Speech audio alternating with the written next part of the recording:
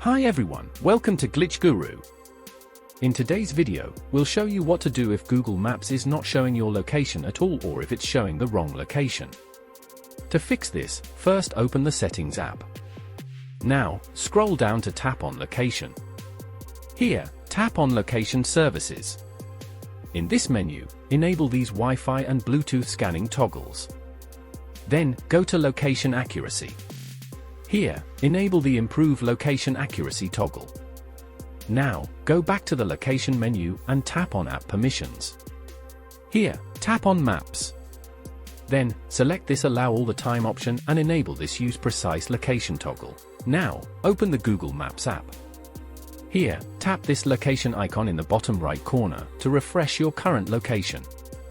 If you still don't see your location correctly, long press on the Google Maps app icon. Then, tap the Info icon from the menu that appears. Here, tap the three-dot menu in the top right corner. Then, select Uninstall Updates.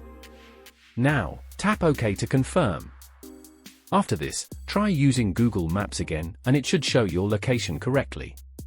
If you have any questions, feel free to ask in the comments below.